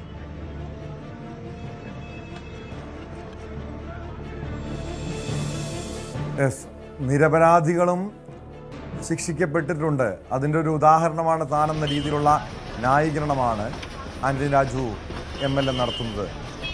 പക്ഷേ താൻ ഈ കേസിനെ നിയമപരമായി നേരിടും, നിയമപരമായി മുന്നോട്ട് പോകുമെന്ന് ആന്റണി രാജു വ്യക്തമാക്കുന്നുണ്ട്. ആന്റണി രാജുവിനെതിരെ ഗൂഢാലോചനയും തെളിവ് നശിപ്പിക്കലും തെളിഞ്ഞിട്ടുണ്ട്.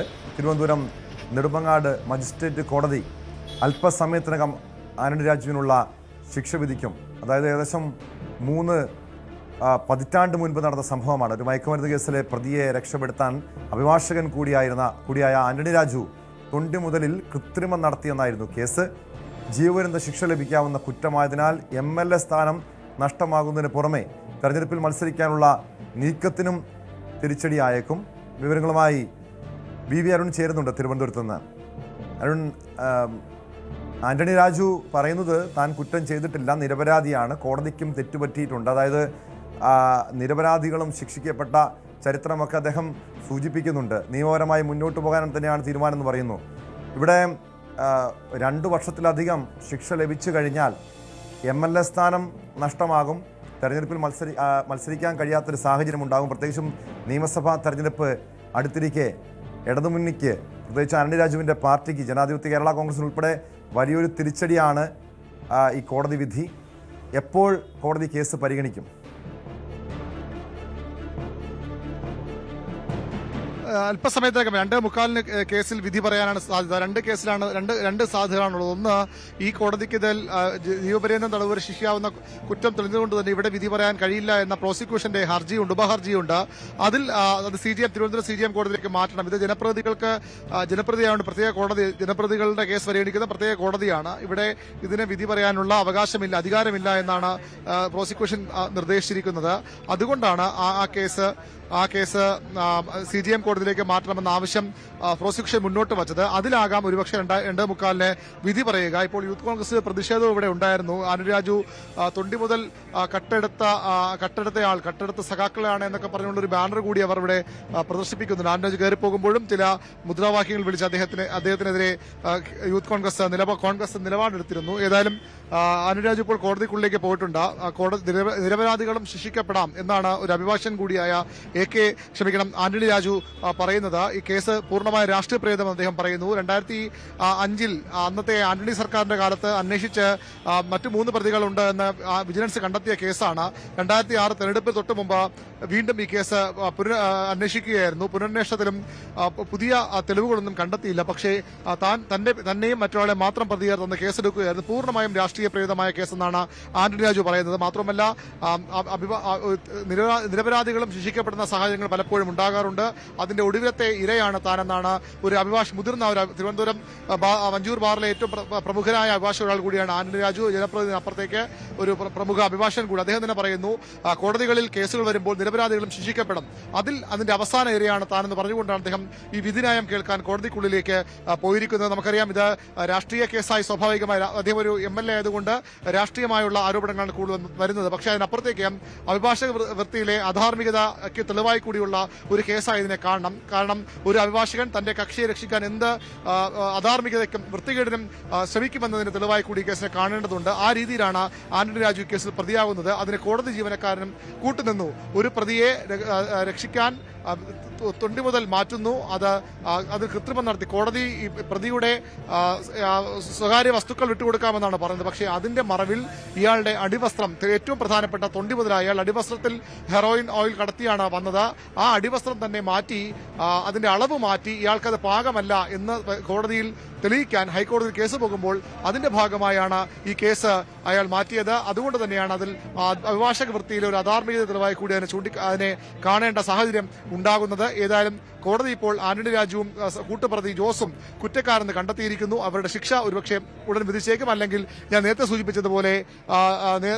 സൂചിപ്പിച്ചതുപോലെയുള്ള ഈ കേസിലെ വിധി, അതായത് ഇവിടെ വിധി പറയാൻ കഴിയില്ല, അതിനുള്ള അധികാരം ഈ കോടതിക്ക് ഇല്ല എന്ന ഉപഹർജിയുടെ വിധി കോടതി പറഞ്ഞേക്കാം. അങ്ങനെയെങ്കിൽ അത് കോടതി അംഗീകരിക്കുകയാണെങ്കിൽ, ഇവരുടെ ആവശ്യം ഹർജി അംഗീകരിക്കുകയാണെങ്കിൽ മറ്റു ദിവസത്തേക്കാകാം ഈ കേസിലെ ഈ തൊണ്ടി മുതൽ കൃത്രിമമായി മാറ്റിയതിന്റെ കേസിലെ വിധി മറ്റു ദിവസം തിരുവനന്തപുരം CGM കോടതിയാകും പറയാൻ പോകുന്നത്. ഏതായാലും പതിറ്റാണ്ടുകൾ പഴക്കമുള്ള കേസാണ്. ആന്റണി രാജു വീണ്ടും തിരുവനന്തപുരം മണ്ഡലത്തിൽ നിന്ന് മത്സരിക്കാൻ തയ്യാറെടുത്ത് നിൽക്കുകയാണ്. തെരഞ്ഞെടുപ്പിന് ആഴ്ചകൾക്ക് മുമ്പാണ് ഈ കേസിൽ വിധി വരുന്നത്. ഒരുപക്ഷെ അദ്ദേഹത്തിന്റെ രാഷ്ട്രീയ ഭാവിയുടെ അന്ത്യമായി ഈ കേസ് മാറിയേക്കാം. 2006 സമാനമായ കേസിന്റെ പേരിൽ ആന്റണി രാജുവിന് നിയമസഭയിൽ മത്സരിക്കാൻ കഴിഞ്ഞിരുന്നില്ല. അന്ന് അദ്ദേഹത്തിന്റെ പാർട്ടി കേരള കോൺഗ്രസ് ജോസഫ് വിഭാഗമായിരുന്നു. അതിന്റെ ടിക്കറ്റിൽ അദ്ദേഹം തിരുവനന്തപുരം വെസ്റ്റ് ആയിരുന്നു തിരുവനന്തപുരം മത്സരിക്കാൻ തയ്യാറെടുക്കുമ്പോഴാണ് ഈ കേസ് അദ്ദേഹത്തെ പ്രതി ചേർക്കുകയും പുതിയ കുറ്റപത്രം നൽകുകയും ചെയ്തത്. അന്ന് VS അച്യുതാനന്ദൻ, അന്നത്തെ പ്രതിപക്ഷ നേതാവ്, ഒരു കാരണവശാലും ഇത്തരം കേസിൽ പ്രതിയായ ആൾക്ക് ആൾക്ക് തെരഞ്ഞെടുപ്പിൽ മത്സരിക്കാൻ കഴിയില്ല, സീറ്റ് നൽകാൻ കഴിയുന്ന നിലപാടെടുക്കുകയും ആന്റണി രാജുവിന് അന്ന് സീറ്റ് നഷ്ടപ്പെടുകയും ചെയ്തു. അതിനുശേഷം അന്ന് വി സുരേന്ദ്രൻപിള്ള മത്സരിക്കുകയും അദ്ദേഹം പിന്നീട് മന്ത്രിയായി മാറുന്നതുമൊക്കെ ഒരു ആകസ്മിക ചരിത്രത്തിന്റെയോ രാഷ്ട്രീയ കൗതുകത്തിന്റെയോ ഒക്കെ ഭാഗമാണ്. ഇപ്പോൾ മറ്റൊരു തെരഞ്ഞെടുപ്പ് വരുമ്പോൾ വീണ്ടും ആന്റണി രാജുവിന് ആ കേസ് തിരിച്ചടിയാവുകയാണ്. 32 വർഷങ്ങൾക്ക് ശേഷം ഒരു കേസിൽ ഈ രീതിയിൽ 32 വർഷങ്ങൾക്ക് ശേഷം ഒരു കേസിൽ വിധി വരുന്നു. 19 വർഷം മുമ്പ് കുറ്റപത്രം സമർപ്പിച്ച കേസാണിത്. ഏതായാലും രാഷ്ട്രീയമായി കൂടി സ്വാഭാവികമായും ഇത് ഒരു അഭിഭാഷകൻ നിലയിൽ ആന്റണി രാജു ചെയ്ത തെറ്റാണ്, കുറ്റമാണ് എങ്കിൽ പോലും ഇത് രാഷ്ട്രീയമായി കൂടി ഉപയോഗിക്കപ്പെടുമെന്ന് ഉറപ്പാണ്. അതിന്റെ ഭാഗമാണ് കേസ് നെടുമങ്ങാട് കമ്മിറ്റിയുടെ കേസാണല്ലോ അല്ലെ അരുൺ. നമുക്കറിയാം 1990-കളിലാണ് ഈ കേസിനാസ്പദമായ സംഭവം ഉണ്ടാകുന്നത്. 60 ഗ്രാം ഹാഷിഷുമായി ഒരു ഓസ്ട്രേലിയൻ പൗരൻ ആൻഡ്രൂ സാൽവദോർ പിടിയിലാകുന്നു. അയാളെ രക്ഷിക്കാൻ കോടതിയിലെ തൊണ്ടി മുതലായ അടിവസ്ത്രത്തിൽ കൃത്രിമം കാണിച്ചുവെന്നാണ് ആന്റണി രാജുവിനെതിരായ കേസ്. അതിനുശേഷം അതായത് 1996 ആന്റണി രാജു നേരത്തെ സൂചിപ്പിച്ചതുപോലെ തിരുവനന്തപുരത്ത് മത്സരിക്കുന്നു, MLA ആകുന്നു. പിന്നീട് അതായത് ആദ്യഘട്ടത്തിൽ അദ്ദേഹം കേരള കോൺഗ്രസ് ജോസ് ഗ്രൂപ്പിൻ്റെ നേതാവായിരുന്നു. ഇപ്പോൾ ജനാധിപത്യ കേരള കോൺഗ്രസിൻ്റെ ഒരേ ഒരു നിയമസഭയിലെ പ്രതിനിധിയാണ്. രണ്ടാം പിണറായി സർക്കാരിൻ്റെ ആദ്യ വർഷത്തിൽ തന്നെ മന്ത്രിയാകുന്നു. പക്ഷേ ഇപ്പോൾ തെരഞ്ഞെടുപ്പ് പടിവാതിൽക്ക് നിൽക്കെ ഈ ഒരു കേസിൽ കുറ്റക്കാരെന്ന് വിധിച്ചൊരു സാഹചര്യം സ്വാഭാവികമായും എന്തായിരിക്കും എന്ന് കോടതിയിൽ നിന്ന് ഉണ്ടാകാൻ പോവുക. കോടതിയിൽ അതായത് 2 വർഷത്തിലധികം ശിക്ഷ വിധിച്ചാൽ സ്വാഭാവികമായും MLA സ്ഥാനം നഷ്ടമാകും. തിരുവനന്തപുരത്ത് വീണ്ടും മത്സരിക്കാൻ എല്ലാവിധ സാഹചര്യങ്ങളും അല്ലെങ്കിൽ അതിൻ്റെ നീക്കങ്ങളൊക്കെ ആന്റണി രാജു നടത്തിക്കൊണ്ടിരിക്കുകയായിരുന്നു. അതിനിടെയാണ് അപ്രതീക്ഷിതമായി ഈ ഒരു വിധി വരുന്നത്. ഈ ഒരു കേസ് നേരത്തെ ആന്റണി രാജു സൂചിപ്പിച്ചതുപോലെ ആന്റണി സർക്കാരിൻ്റെ കാലത്ത് ഈ കേസ് അന്വേഷിച്ചപ്പോൾ അന്ന് ഈ കേസിൽ ആന്റണി രാജു ഒരു നിരപരാധിയാണ് എന്ന രീതിയിലുള്ള കണ്ടെത്തലാണെന്നാണ് അദ്ദേഹം ഇപ്പോൾ വിശദീകരിക്കുന്നത്. അതിനുശേഷം എങ്ങനെയാണ് ഈ കേസ് വീണ്ടും ഉയർന്നു വന്നത് അരുൺ?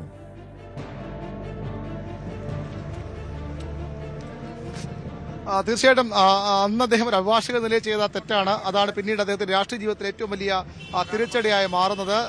പതിറ്റാണ്ടുകൾ പഴക്കമുള്ള കേസ്, തന്റെ കക്ഷിയെ രക്ഷിക്കാൻ വേണ്ടി ഒരു കൃത്രിമം നടത്തുകയായിരുന്നു, ക്രിമിനൽ ഗൂഢാലോചനയും ക്രിമിനൽ കുറ്റവും ചെയ്യുകയായിരുന്നു അഭിഭാഷകനായിരുന്ന ആന്റണി രാജു.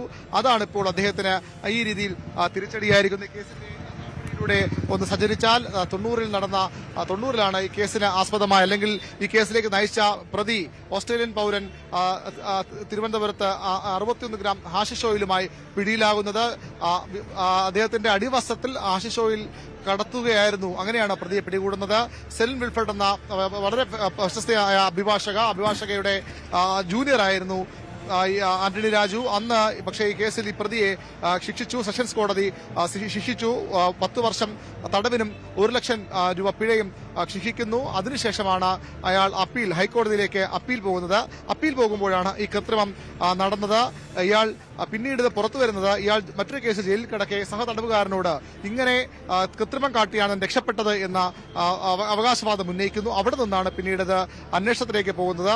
തൊണ്ടി മുതൽ കൃത്രിമം കാട്ടിയെന്ന് ആരോപിച്ച് അന്വേഷണ ഉദ്യോഗസ്ഥൻ ഹൈക്കോടതിയെ സമീപിക്കുകയായിരുന്നു.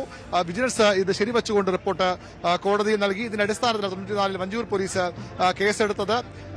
കൃത്രിമം കാട്ടിയത് കോടതിയിലെ തൊണ്ടി വിഭാഗത്തിന്റെ ക്ലർക്ക് ജോസും അഭിഭാഷകനായ ജൂനിയർ അഭിഭാഷകൻ ആന്റണി രാജുവും ചേർന്നാണെന്ന് കണ്ടെത്തി.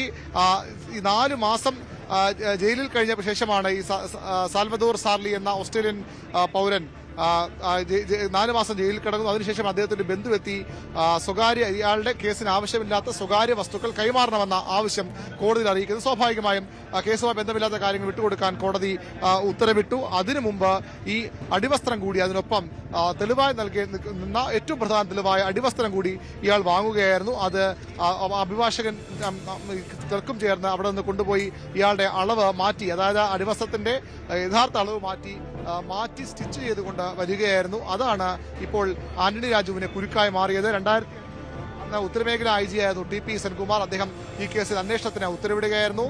2006 ഏതാണ്ട് തെരഞ്ഞെടുപ്പിന് തൊട്ടു മുമ്പാണ് ആന്റണി രാജുവിനെ 2ാം പ്രതിയാക്കിയും ജോസിനെ 1ാം പ്രതിയുമാക്കി വഞ്ചൂർ കോടതിയിൽ പോലീസ് കുറ്റപത്രം നൽകിയത്. പിന്നീട് സുപ്രീം കോടതി വരെ ആന്റണി രാജു കേസ് റദ്ദാക്കണം, കോഷ് ചെയ്യണമെന്ന ആവശ്യവുമായി സുപ്രീം കോടതി വരെ അദ്ദേഹം പോയെങ്കിലും അത് നടന്നില്ല.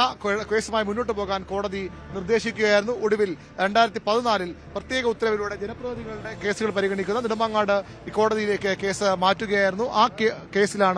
അതിലാണ് ഇപ്പോൾ ആ കോടതിയാണ് ഇപ്പോൾ വിധി പറയാൻ പോകുന്നത്. വളരെ നിർണായകമായ വിധി. രാഷ്ട്രീയമായി കൂടി ഇതിന് പ്രസക്തി ഉണ്ടാകുന്നത് അദ്ദേഹം ഇന്ന് MLA ആണ്, മന്ത്രിയാണ്. രണ്ടാം പിണറായി സർക്കാരിന്റെ ആദ്യ ടൈമിൽ 2.5 വർഷത്തോളം അടുത്തിരിക്കെ ഇടതുമുന്നണിയെ സംബന്ധിച്ച്, സർക്കാരിനെ സംബന്ധിച്ച്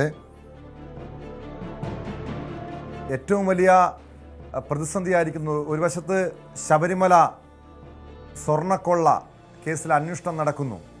അതിൽ CPM നേതാക്കൾ ഉൾപ്പെടെ ആ കേസിൽ അറസ്റ്റിലായ പ്രതി ചേർക്കപ്പെട്ട സാഹചര്യമുണ്ട്. അതിന് പിന്നാലെയാണ് ഇടതുമുന്നണിയുടെ തലസ്ഥാനത്ത് തന്നെ പ്രധാനപ്പെട്ട നേതാക്കളിൽ ഒരാളായ ആന്റണി രാജു ഒരു തൊണ്ടി മുതൽ തിരിമറി കേസിൽ ശിക്ഷിക്കപ്പെടാൻ പോകുന്നത്. വലിയൊരു പ്രതിഷേധം കോടതിക്ക് മുന്നിലുണ്ട്. ആന്റണി രാജുവിനെതിരെ, സർക്കാരിനെതിരെ പ്രതിഷേധവുമായി ഫ്ലെക്സ് ബോർഡുകളുമായി പ്രതിപക്ഷ സംഘടനകൾ രംഗത്തെത്തിയിരിക്കുന്നു.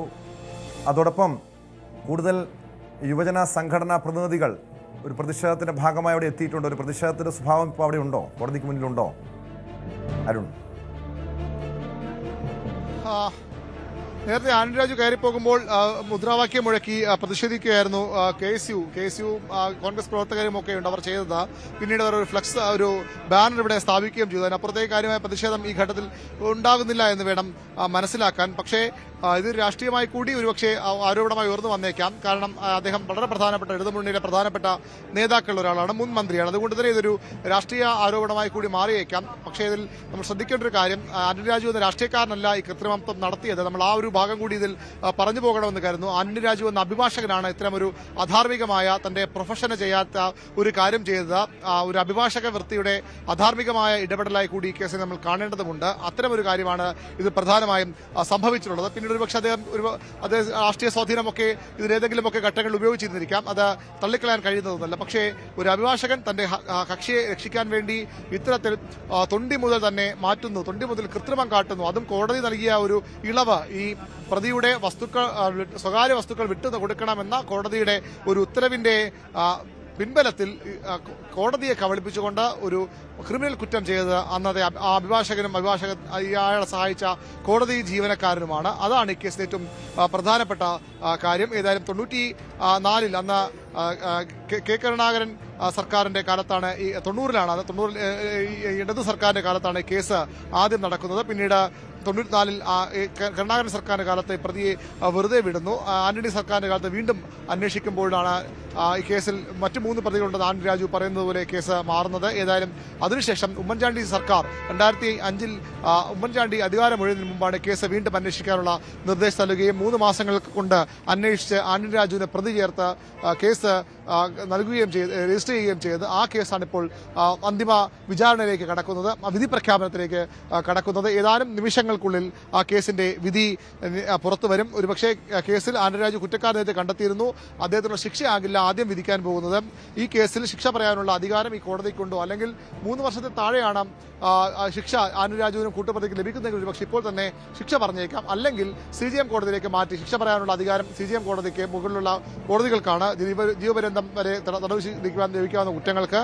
അങ്ങനെയെങ്കിൽ അവിടെ നിന്ന് വിധി പറയും. ഏതായാലും ആന്റണി രാജു ഇപ്പോൾ കോടതി മുറിക്ക് മുന്നിലുണ്ട് എന്നാണ് നമുക്ക് മനസ്സിലാക്കുന്നത്. കോടതി മുറിക്ക് മുന്നിൽ ആന്റണി രാജു ഇവിടെ നിന്ന് അദ്ദേഹം കോടതി മുറിക്ക് പുറത്ത് വിധി കേൾക്കാൻ എത്തിയിട്ടുണ്ട്.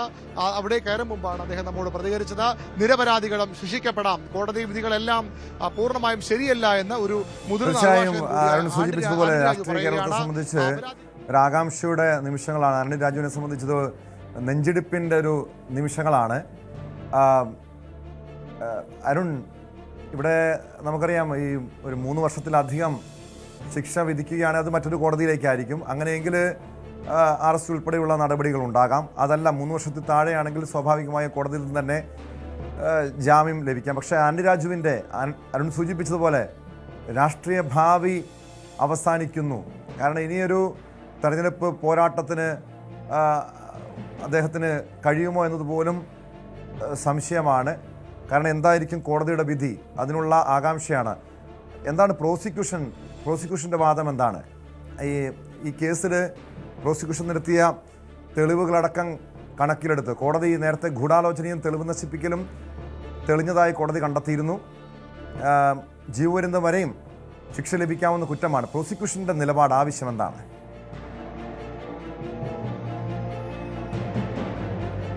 കുറ്റം തെളിഞ്ഞിരിക്കുന്നു, പരമാവധി ശിക്ഷ ലഭിക്കണം. അതായത് ജീവപര്യന്തം വരെ തടവ് ലഭിക്കാവുന്ന കുറ്റകൃത്യമാണ്. പരമാവധി ശിക്ഷ ലഭിക്കണമെന്ന് തന്നെയാണ് പ്രോസിക്യൂഷന്റെ ആവശ്യം. അതുകൊണ്ട് കൂടിയാണ് പ്രോസിക്യൂഷൻ ഈ കേസിൽ ഇപ്പോൾ ഇവിടെ വിധി പറയേണ്ട കാര്യമില്ല, ഇവിടെ വിധി പറയേണ്ട അധികാരം ഈ കോടതിക്കില്ല, CJM കോടതിയിലേക്ക് മാറ്റണമെന്ന ആവശ്യം പ്രോസിക്യൂഷൻ മുന്നോട്ട് വച്ചത്. അതിന്റെ അടിസ്ഥാനത്തിൽ കൂടിയാണ് കോടതി ഇപ്പോൾ ആ ഉപഹർജി കേൾക്കുന്നത്. അതിലാകും ആദ്യം വിധി പറയുക. 3 വർഷത്തിൽ താഴെയാണ് ശിക്ഷയെങ്കിൽ സ്വാഭാവികമായും ഈ കോടതിക്ക് വിധി പറയാൻ കഴിയും. ആ വിധി പറഞ്ഞാൽ ഇപ്പോൾ തന്നെ ആന്റണി രാജുവിന് ഇവിടെ നിന്ന് തന്നെ ജാമ്യം എടുത്ത് പുറത്തു പോകാനും കഴിയും. ഇനി ശിക്ഷ അതിന് മുകളിലേക്ക് കൊടുക്കാനാണ് കോടതി ഉദ്ദേശിച്ചതിൽ സ്വാഭാവികമായും ഇന്ന് വിധി പറയില്ല. അങ്ങനെ വന്നാൽ ആന്റണി രാജു ഇന്ന് തന്നെ ജയിലിലേക്ക് പോകേണ്ടി വരും. ഇവിടെ നിന്ന് ജാമ്യം എടുക്കാൻ കഴിയില്ല. കാരണം സാധാരണഗതിയിൽ ഒരു കേസിൽ പ്രതി കുറ്റക്കാരെന്ന് കണ്ടെത്തിയാൽ ശിക്ഷ വിധിക്കുന്നതിന് മുമ്പ് തന്നെ പ്രതിയുടെ ജാമ്യം ഓട്ടോമാറ്റിക്കലി സ്വാഭാവികമായും റദ്ദാകും. ഏതായാലും ഇപ്പോൾ ആന്റണി രാജു കേസിൽ ജാമ്യത്തിലാണ്. എല്ലാ പ്രതികളെയും പോലെ ഒരു കേസിൽ ജാമ്യം എടുത്തു കഴിഞ്ഞ ശേഷമാണ് പ്രതിക്ക് ട്രയൽ നേരിടാൻ കഴിയുക. അങ്ങനെ ആന്റണി രാജു ഇപ്പോൾ ജാമ്യത്തിലാണ്. ഈ 3 വർഷത്തിൽ കൂടുതലാണ് ശിക്ഷയെങ്കിൽ സ്വാഭാവികമായും അദ്ദേഹം കുറ്റക്കാരൻ കണ്ടെത്തുമ്പോൾ തന്നെ ആ ജാമ്യം റദ്ദായിട്ടുണ്ടാകും. 3 വർഷത്തിൽ കൂടുതൽ ശിക്ഷയാണെങ്കിൽ അദ്ദേഹത്തെ നേരിട്ട് ജയിലിൽ അയക്കേണ്ടി വരും. അത് ഇന്ന് വിധി പറഞ്ഞാലും ഇല്ലെങ്കിലും അദ്ദേഹത്തിന് ജയിലിലേക്ക് പോകേണ്ടി വരും. അതാണ് ഇതിനുള്ള സാഹചര്യം. ഏതായാലും 3 വർഷത്തിൽ താഴെയുള്ള ശിക്ഷയാണെങ്കിൽ അദ്ദേഹത്തിന് MLA സ്ഥാനം നഷ്ടപ്പെടില്ല. അദ്ദേഹത്തിന് തുടർന്നും MLA തുടരാം, അടുത്ത തെരഞ്ഞെടുപ്പിൽ മത്സരിക്കാം. ഇന്ന് ജാമ്യം കിട്ടും, അപ്പീൽ പോകാനുള്ള അവസരവും ഉണ്ടാകും. പക്ഷേ അല്ലെങ്കിൽ അപ്പീൽ പോകുന്നത് ജയിലിൽ കിടന്ന ശേഷം മാത്രമേ, ജുഡീഷ്യൽ കസ്റ്റഡി റിമാൻഡിൽ പോയ ശേഷം മാത്രമേ അദ്ദേഹത്തിന് ജാമ്യാപേക്ഷ നൽകാൻ കഴിയൂ. അതാണ് കീഴ്വഴക്കം, അതാണ് നിയമം, അതാണ് ഏറ്റവും നിർണായകമായി മാറുക. അങ്ങനെ ആന്റണി രാജുവിന്റെ MLA സ്ഥാനം സ്വാഭാവികമായും അദ്ദേഹത്തിന് ഒഴിയേണ്ടി വരും. ഒരു ഉപതെരഞ്ഞെടുപ്പിലേക്കൊന്നും പോകാൻ കഴിയില്ല. കാരണം ഇനി ആഴ്ചകൾക്കപ്പുറത്തേക്ക് പൊതുതെരഞ്ഞെടുപ്പ് വരാനിരിക്കുന്നു. അദ്ദേഹത്തിന് തെരഞ്ഞെടുപ്പിൽ മത്സരിക്കാനില്ല. അവിടെ മറ്റൊരു സ്ഥാനാർത്ഥി ഇടതുമുന്നണി കണ്ടെത്തേണ്ടി വരും. തിരുവനന്തപുരം നെടുമങ്ങാട് മജിസ്ട്രേറ്റ് കോടതിയാണ് തൊണ്ടി മുതൽ തിരിമറി കേസിൽ വിധി പറയുക. മുൻ മന്ത്രിയും നിലവിൽ MLAയുമായ ആന്റണി രാജു കുറ്റക്കാരനെന്ന് കോടതി കണ്ടെത്തിയിരുന്നു. ആന്റണി രാജുവിനെതിരെ ഗൂഢാലോചനയും തെളിവ് നശിപ്പിക്കലും ഉൾപ്പെടെ തെളിഞ്ഞിട്ടുണ്ട്. അല്പസമയത്തിനകം കോടതി ശിക്ഷ വിധിക്കും. പൂർണ്ണമാകുന്നു. നമസ്കാരം.